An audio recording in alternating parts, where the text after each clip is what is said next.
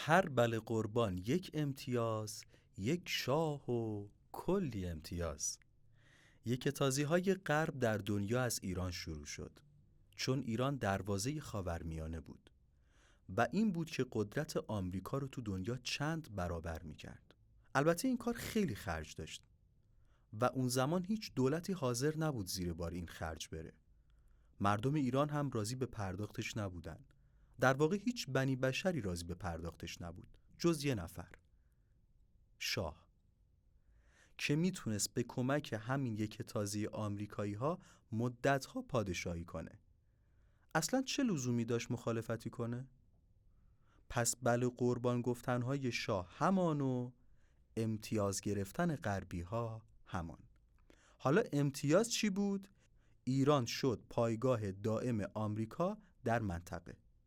این کار برای آمریکایی ها هم خیلی خوب می شد، چون همسایه رقیب اصلیشون می شدن و برتری نظامی اونها تضمین می شد.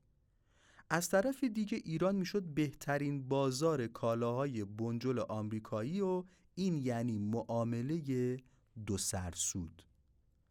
ولی این کار به همین راحتی ها انجام نمی شد و یک سری مخالف وجود داشت.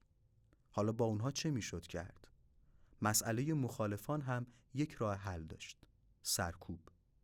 و سرکوب هم نیازمند چند چیز بود: تقویت بنیه نظامی ایران، حمایت شدید از پهلوی و گسترش استبداد. البته همه اونها مستلزم اطاعت بیچون و چرای شاه بود. حوادث بعدی اتفاقاتی بود که تمومی نداشت، مثل توقف فعالیت احزاب، رفتار خصمانه با روحانیون و مردم آگاه، تخریب ارکان جمهوری، افزایش استبداد و دیکتاتوری، که همه اینها سدی شد در برابر خواسته های مردم. پس یادمون باشه حمایت شدید آمریکا از سرکوب مردم حکومت استبدادی رو به وجود آورد. یادمون باشه.